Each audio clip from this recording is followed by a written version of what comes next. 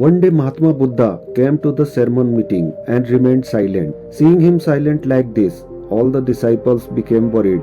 एक दिन महात्मा बुद्ध धर्मोपदेश सभा में आए और चुप रहे। उन्हें इस प्रकार चुप देखकर सभी शिष्य चिंतित हो गए। All the disciples started thinking whether Gautam Buddha's health is bad. सभी शिष्य सोचने लगे कि क्या गौतम बुद्ध की तबीयत खराब है। At last, a disciple asked, "Why are you silent like this today?" Even after the disciple asked, he did not speak. आखिरकार एक शिष्य ने पूछा, आज आप इस तरह चुप क्यों हैं? शिष्य के पूछने पर भी वह नहीं बोले। After some time, the other disciple again asked, "Gurudev, are you okay?" कुछ देर बाद दूसरे शिष्य ने फिर पूछा, गुरुदेव, क्या आप ठीक हैं?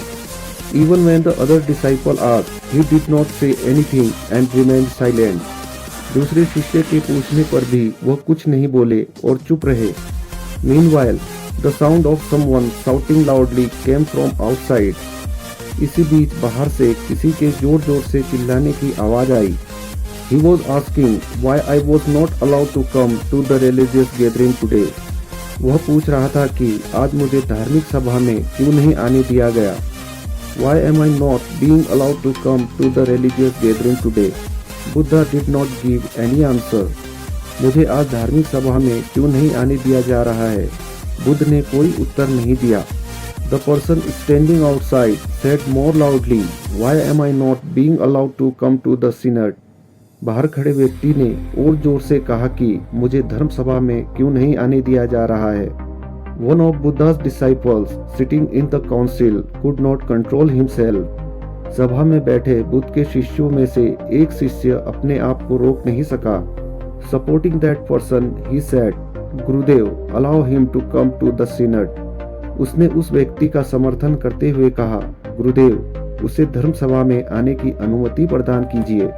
Mahatma Buddha opened his eyes and said, "No, he cannot be allowed because he is untouchable."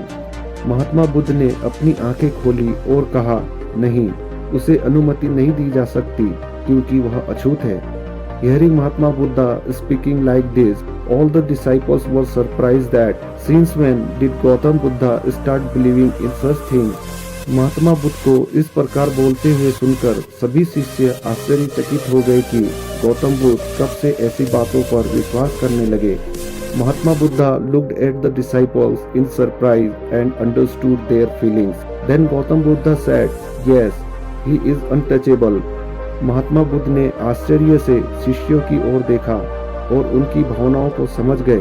तब गौतम बुद्ध ने कहा, हाँ, वह अछूत है। He has come today after fighting with his wife. Anger disturbs the peace of life. An angry person commits mental violence. This anger leads to physical violence. वह आज अपनी पत्नी से लड़कर आया है। क्रोध जीवन की शांति को भंग कर देता है।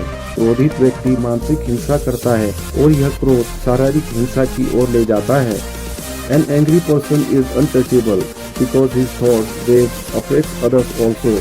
क्रोधी व्यक्ति अछूत होता है क्योंकि उसकी विचार तरंगे दूसरों को प्रभावित करती हैं। He should stay out of the group today and standing there burn in the fire of repentance and become pure. उसे आज मंडली से बाहर रहना चाहिए और वहीं खड़े होकर पश्चाताप की अग्नि में तपना चाहिए और शुद्ध होना चाहिए। The disciples understood what the reality was and why Gautam Buddha did not allow him to come inside and why he called him untouchable. शिष्यों को समझ आ गया कि वास्तविकता क्या थी और गौतम बुद्ध ने उसे अंदर आने की अनुमति क्यों नहीं दी और क्यों उसे अछूत कहा। When the person standing outside heard Buddha's words, he also felt very repentant. जब बाहर खड़े उस व्यक्ति ने बुद्ध की बात सुनी तो उसे भी बहुत पश्चाताप हुआ। He vowed never to get angry again.